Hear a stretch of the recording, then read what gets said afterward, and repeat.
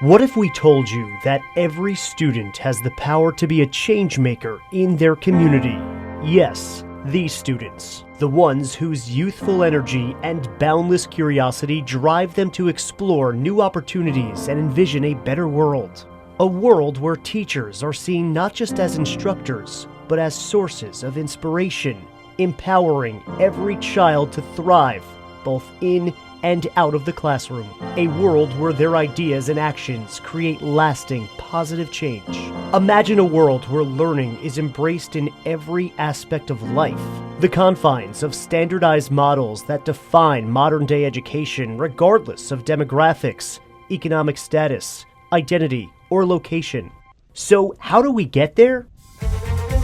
We start by reimagining and redefining what the future can be. We nurture creativity in our youth, ignite their spirits, and hold on tight to imagination. After all, curiosity propels change. It takes coming together to redefine what academic success truly looks like, rewriting it beyond grades and tests, focusing on real-world impact, prioritizing learning experiences that fill our students with a burning passion to be the change they want to see in their communities and, dare we say, the world. And it takes all of us, the dreamers, the visionaries who stand up for a better and brighter future, the ones who go above and beyond to set the next generation up for success, from parents and teachers to organizations and institutions. This is a collaborative effort. Together, we can provide the best learning opportunities for our students and share our successes to reimagine what school can really be. This is a call to action, needed more than ever before. A united force working together to empower and shape the connections from our classrooms to our communities. This is Thinkering Collective.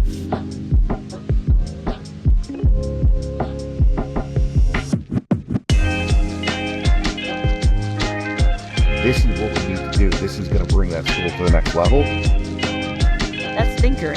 This thinkering process is going to be really transformational to all subjects that we're talking about. The value of the Alliance is it's a thinking collective. Now we have a greater understanding amongst everyone. And that's not what's common in schools. I always tell our students this can set you apart, make you stand out, something to remember you by. It's an opportunity to share. It's win-win all around. I think the biggest part of what we do are the humans that we work with on the other side of that, right? Really see the human impact, the way that they're interacting and working with their community. It really does have to flip. You should be able to think about that as your hero's journey, to be able to know this is how I was able to overcome. And they really have this drive to want change. And I feel like continuing that mission is really important.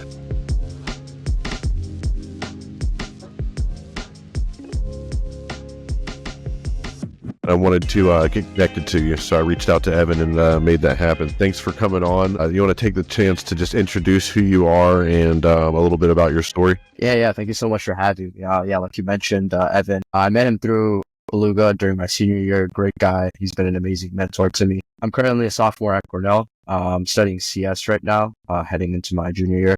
I'm originally from New York City. I moved to Buffalo back in 2020. I'm kind of interested, and this is how I got to know Evan more, but I'm pretty interested in like the social space. Right now, I'm focusing more so on using like tech for good. I used to be into like the finance and business world, which is where I kind of ventured into real estate, making more of a switch into kind of like fintech now, like combining finance and tech. So your story for the Beluga Impact is really awesome. I just want to know, before Beluga, what was your general approach to learning, and then how did that shift? Yeah, so I feel like before Beluga, I didn't have much of an emphasis or understanding of what true learning really was. It mostly kind of stemmed from, school. And the school form of education and learning is more so about memorize these facts before a test next week, or memorize these things before, an exam at the end of the year. So I guess it wasn't focused too much on learning, but more so on, memorization and kind of not retaining information for the long term, but more so for the short term. So my approach to learning was just following kind of like the school method. I wasn't really grasping a true understanding of the topics at hand in school, but more so just like getting ready for exams. When I came to Beluga, a thing that Evan kind of really emphasized initially was that education is more than just sitting in a classroom and just looking at lecture notes and taking down notes. That may work for me, but for a lot of kids, that doesn't work, right? Like education is different for everybody.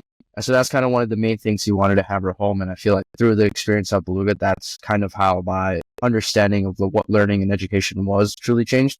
Because it went from something that was more so about just doing well in school to now that I was working with the nonprofit, it more so came to actually grasping an understanding of what you're doing instead of just memorizing things. And what that kind of looked like was obviously through like the interactive lessons on the website, but also more of an emphasis on like interactivity, on like actually getting hands-on experience. So like beforehand, I wanted to come in and learn more about real estate and finance, and I actually got hands-on experience in that field instead of just, sitting away at my laptop, just like looking at financial terms, right? And so getting that hands-on experience, I guess, helped me not only learn the material a lot more, but also understand what like the field is actually like. So I guess that's kind of how my views on education shifted. It went more so from like school type of perspective to an actual hands-on experience. It's awesome. Prior to really diving into the Beluga content library, you had to explore 4 foundational pillars of what really mattered to you and what you really wanted to learn about. And you chose business with a concentration in real estate, and you connected it to a sustainable development goal of cities and communities. And then you wanted to look at the Buffalo, New York. And can you just speak a little bit about why those 4 things and how did those become pillars for you? Yeah, so I always knew I wanted to do something in business and finance. Growing up, I was like a really like big numbers guy, but I knew math kind of like wasn't it for me. So this is why I kind of was interested in finance, because it combined numbers, crunching numbers, but also the business and entrepreneurship aspect of it. So that's, I guess, where the core business values came from. I always wanted to do business. The reason why I chose real estate is because back in New York City, my family and I, we actually rented. And we've had some, bad tenant experiences with landlords and things like that. And that's just kind of like a regular in the city, not just New York City, but a lot of metropolis areas is, landlord violations and things like that. So I was always interested in real estate because of that. And that's kind of where my whole social impact came from. So what I wanted to do through Beluga and through the project was kind of bring more awareness to the city of Buffalo, because I live in the suburbs where renting isn't really as common. It's more so suburban houses. So I wanted to kind of bring awareness to more city parts of Buffalo, because that's kind of where like the renting and tenants and landlords come in.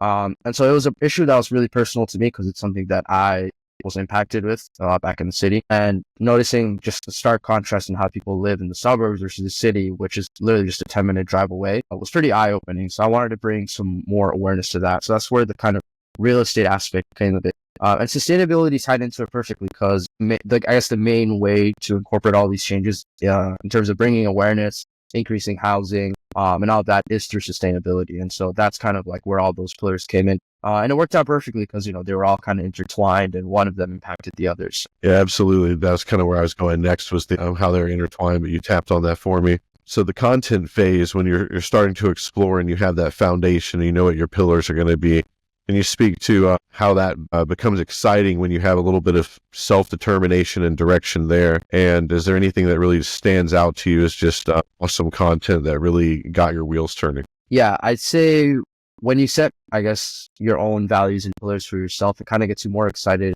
to learn, because it's a topic that truly interests you. I mean, this kind of goes again back to the form of education that we're taught in school versus, I guess, the hands-on type of education I experienced at Beluga. At school, a lot of the times, everyone's done it. You're sitting in class and you're kind of wondering, what is this going to be used for? This doesn't really interest me. So I think when you set your own pillars and kind of ideas and timeline for yourself, it's going to be stuff that's catered towards you. So that made it a lot more interesting. Like, I'm genuinely interested in things like finance, real estate. So when I set that as my mission values and I kind of set that as my learning goals, I was more excited about it because I knew this was something that I really was interested in, and how, this was going to help me make an impact through, the social things that I just previously talked about. So I guess that's how it makes you more excited to do it. And then in terms of what really stood out during the process was, again, like I mentioned, the hands-on experience.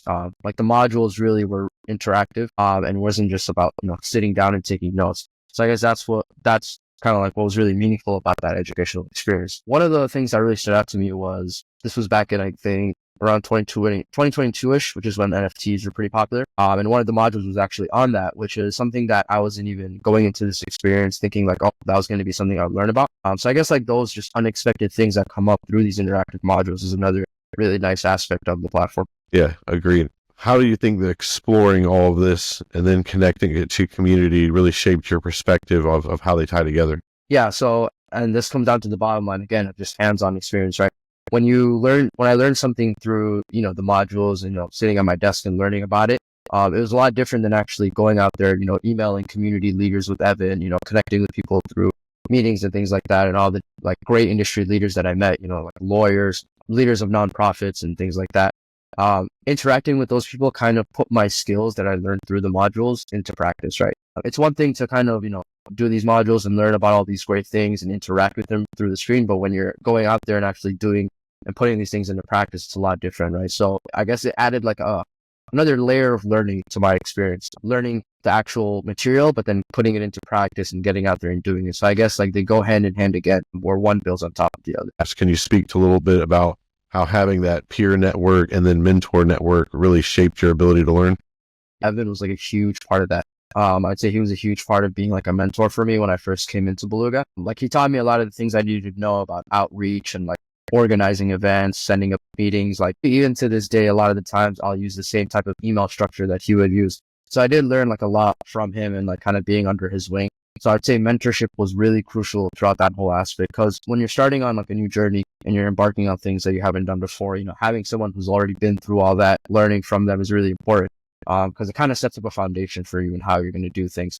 So I feel like mentorship was really important. And then community as well, my peers. We actually introduced it to the school as well. Evan was in touch with my assistant principal and we were organizing things there. So having leaders in my school also that helped me, and then my peers also as well, was really important. And then the network that I grew from the experience was also really, really amazing. Like I mentioned, like all the people that me and Evan met through that whole year, just like, emailing people, setting up meetings and things like that. And they were extremely supportive as well. Everyone that we reached out to for the most part replied back to us. They were really eager to, hop on a call and talk about things, organize events, things like that. So I'd say like just how supportive the community in Buffalo really was kind of shaped the experience, because without them, and without their support, it wouldn't have been possible, and how, cooperative they were. Throughout your project, there's a shared theme of empathy and shared perspectives and connecting all, across geographic, demographic, all of that stuff, and then funneling it through the real estate side of just access to education and empowerment. How did all of that really help you grow personally, just outside of your learning journey, and reshape your goals as a person? Yeah, so I'd say it helped reshape my goals because it helped me to actually see into the lives of the people that I was trying to impact. So when we were doing all this work with like reaching out to different people, reaching out to organizations and things like that, I got to interact with people directly, like that I was trying to help, right? And so that kind of changed my perspective, because it allowed me to see like maybe different issues that I wasn't seeing beforehand, or, different perspectives that I wasn't seeing. And that's why, again, it's so important to like grow your network and meet with different people. And from learning from them, I was able to kind of reshape, little nitty-gritty details here and there. Like we drafted up a tenant bill of rights. And so when I was talking to people and interacting with people and getting their perspectives, we kind of tweaked it here and there. And so I would say that's how my goals changed alongside the timeline, is just interacting with people, learning more about them, and that kind of reshaped, our objectives. So when we moved to the third and kind of final phase of your project, it was dealing with actual implementation and bringing it to life. Can you just talk to us a little bit about the, we know the learning journey and the mentorship there. What came of it, and what's the project? Yeah, so the end goal of the project was to just try and raise awareness of this issue of like, tenant violations in the city of Buffalo. And the end goal of the project was to just reach out to as many people as possible and build a network and get our voices out there. So what we ended up doing was creating online graphics and pamphlets that we shared to different organizations such as like Just Buffalo. And so sharing it to these nonprofits and sharing it to all these leaders at these nonprofits, it kind of helped spread our word, and we really built this like big network up of people that were spreading, the message that we wanted to get across. In the end, we weren't able to go too much into the legality aspect of it with the Bill of Rights and things such as that. But I feel like what we did accomplish really well was just reaching out to people and getting the word out there of the issue. Because the main problem with societal issues and societal things is like just getting your word out there. Because a lot of times people, before you can even fix the problem, a lot of people don't even know what the issues are. So, if you're someone who's living in the suburbs, maybe you don't know about, all these issues that renters have to experience in the city of Buffalo. And so just getting the word out there was really important. And that's kind of like what it culminated into as like a capstone project. And I actually talked about this in one of my school final presentations, was this project that I did with Evan. And so it kind of culminated into that as well. And with all of the success, what were some of the big challenges or hurdles that you had to overcome when implementing this project? I guess one of the main issues was, even though most people were responsive, a lot of the times, when you got a lead with someone, or like, you heard back from a lead at a nonprofit or something like that, a lot of the times, they wouldn't reply to emails after a while, or they might just ghost you or something like that. So that was like a big hurdle that I was, facing, is just getting a lot of replies from people. And obviously there were so many cooperative and supportive people. But something that Evan told me was that, a lot of the times you just have to kind of move on and keep just contacting people, and you can't just let it get you down. Like, he would always repeat how like his whole job was just sending emails, and a lot of the times he wouldn't hear back, but that wouldn't stop him. And so that was kind of like really refreshing to hear. And it kind of like, it discouraged me a little bit, when people wouldn't reply, but I remembered, him telling me that, and I was, just kept going, kept pushing, and just kept reaching out to people. So that was definitely like one of the biggest hurdles, is just getting in touch with people. Yeah, that's always the hardest thing in any job. Is just the outreach part and getting people to get on their emails and then bought in. Mm-hmm. We talk about the importance of education. If we can always have it lead to a tangible difference and impact, that's the ultimate goal. How do you feel like this connected you to be able to implement that impact and increase your interest in real estate and sustainability in business? Yeah, so it most definitely increased my interest in real estate business, because I just learned so much from it. Like all these people that I met, I was asking them for a favor in terms of, getting my word out there, but they also in turn helped me a lot, because they helped me learn a lot just about how business works, how real estate works. Like, we got in touch with real estate agents as well, and so they kind of talked to us about just how the whole process works. One time we were on call with a lawyer, and he kind of walked me through, I guess, the legalities of everything, and just how the tenant bill of rights would work and things such as that. And so I've soaked up so much knowledge in this year about real estate and business, and that definitely piqued my interest even more, just going deeper into finance and business, just learning from all these industry professionals, things like that. And that's, again, why hands-on experience with education is just so important, because all this I wouldn't have learned if I didn't reach out to all these people and kind of network and meet all these different industry leaders. Sure, I could have gotten a lot of information from, I guess, like reading a book or something, but actually hearing it from a person, having a conversation, I think those are really like the important aspects of learning and soaking up knowledge from those around you. What was the big feedback you got from when you're talking to people and introducing your project? One really good piece of advice I got, and this was actually from the lawyer, was, I guess, just being a bit more assertive with what we were looking for. He told us that, we had like a really good goal in mind, and that, we were doing great things. And a piece of advice he gave me was that, I know it kind of ties back into what Evan said with, not getting discouraged when people don't reach out, but he was telling me that you just have to keep pushing and be really assertive with people, because a lot of the times he agreed, you're not going to just get ignored, you're going to get ghosted, a lot of people won't reply back. But just being assertive, being really upfront with what you want, making your voice loud, being vocal about the issues at hand. And he said that would take me a long way. And I agree, pushing forward and being more vocal with my issues definitely kind of helped in the process. Well, the 4 pillars that you had built it around being business, real estate, the sustainable communities, and then community, your local community itself. Did any of those pillars really jump out at you as like, this is the one? Yeah, I would definitely say the community aspect of it. And, kind of sounding like a broken record here, but community was just so important because of how supportive everybody was. I really feel like, you are kind of like the people and your network. So just building that network and meeting new people, talking to people, and just seeing how supportive people were with your issues. Because at first, it was obviously a little daunting at first. How's I going to reach out to all these people? How's I going to, talk to all these new people that I never heard from before? But seeing how supportive so many people were and how cooperative everyone was, it really reminded me just like how important a supportive community would be, because it helped me like not get discouraged in my journey, and understand that, there are people out there who are willing to help support my goals, who are always open to change, who are always open to helping others out. And so I'd say community was definitely one of those pillars that really stood out throughout the whole process, because it kind of built the whole project up, just meeting new people and, building up this network. What about sustainable education? What does sustainable education look like? So again, sustainable education, I would say, is making kids really interested in what they're learning. And that kind of follows through with Beluga's mission of making education more interactive, and also making it more accessible. I think accessibility and interactivity are going to be 2 of the main pillars to sustainable education. Because of Beluga, I actually, also in my senior year, I did volunteering for this nonprofit called inaugural. And they actually provided tutoring services to undermined children in South Africa.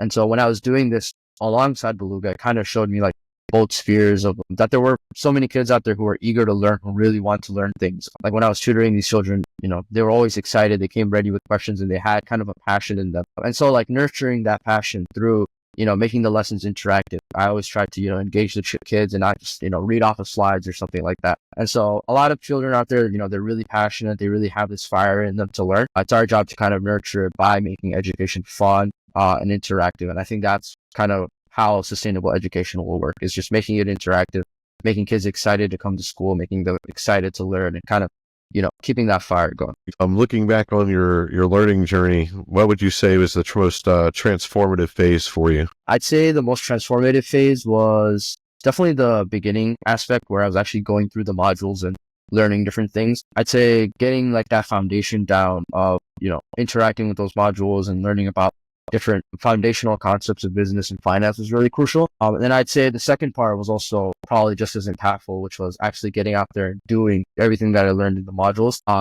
Going out into the field and interacting with people, I'd say definitely helped me learn a lot. It also let me practice my skills. So I would say it was just as transformative. Are there any lessons that you learned that you feel like you could share with all the students across the world? Yeah, I'd say, it might sound a little bit cliche, but it's definitely just to not doubt yourself in the face of, people, critiquing your work or things like that. It's always, staying true to yourself and kind of believing in the issues that you have. Even when I felt like the whole project was a bit too big or maybe I couldn't get it done, I just reminded myself that, doubting myself wasn't going to get me anywhere, and that all I needed to do was kind of just keep pushing, keep, reaching out to people, getting support from Evan, and just, pushing forward. So yeah, just not doubting yourself and understanding that if an issue is really important to you and you really care about it, people will also care about it. And, showing other people that you care is already, half of the job. Because when people see that you're passionate about something, they'll always jump on board to help you out. And so staying true to yourself, not doubting yourself, and kind of always keeping that,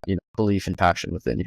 This, learning journey was built around passion and personal interest. How do you see you're building on this foundation in the future as you pursue career? Yeah, so like I mentioned, I'm still trying to do something in business and finance, incorporating that real estate aspect. But I got a little bit more interest in tech as well, specifically computer science.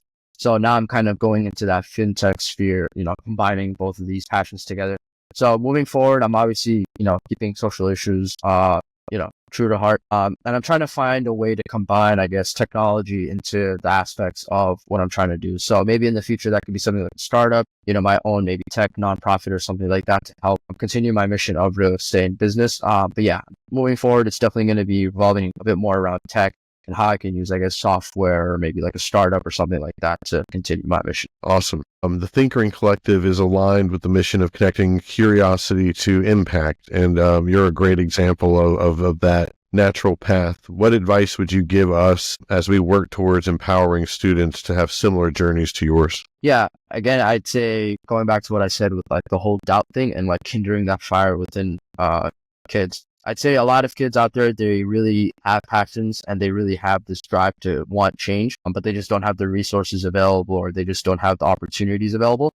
So I guess that's where outreach would come in, right? Reaching out to high school kids, reaching out to college students, even, middle schoolers, reaching out to them and asking, hey, we have these different projects to work on, or we have these different initiatives that we want to take control of, or is there anything that interests you? That's kind of what Evan was getting at when we were doing the project, is reaching out to school districts. And I feel like continuing that mission is really important because, if you want to kind of help the new generation to kindle this fire and continue these passions, the best way is to reach out to them and give them the opportunities. Because a lot of the times, kids will have this passion to do something, but they just don't know about opportunities, or they just don't know about, different ways to go about it. The reason why I found out about Beluga is because I was actually going through the website at UB. I was just looking for nonprofits in the area, and I came across like a marketing ad posting at UB, and that's how I kind of came across Beluga, emailing Evan, and then things like that. So a lot of the times kids will seek you out, but sometimes you're gonna have to go through the school districts, interact with different kids of all ages, get input from them and kind of seek them out. So I think just expanding your network, expanding into school districts is going to be one of the most crucial parts to finding kids who, have these types of passions. Well, thank you for sharing your impact story with us, Mohammed. I really appreciate that it just connects taking the time to stay curious, be inspired, and thinker on something that can be impactful for everybody. Yeah, of course. Yeah. Thank you so much for having me. And like I said, Evan, like working with Evan, it was such a great experience. And I hope, you guys continue to uphold that legacy and continue, finding kids like me who just want to kind of make the community a better place. Awesome. We will. Appreciate it.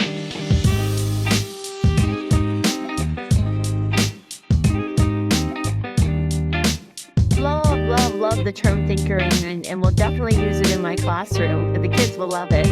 This is where we can be that peer support network with each other. When the big picture clicks, it's beautiful when you get administrators and teachers together. You can't be a leader of other people if you can't first lead yourself, right? Helps the educator have a very clear and structured framework. Becomes this real community hub. If you're a great educator, you're looking for the most powerful moment. Can we inspire kids to believe that the world needs who they were made to be?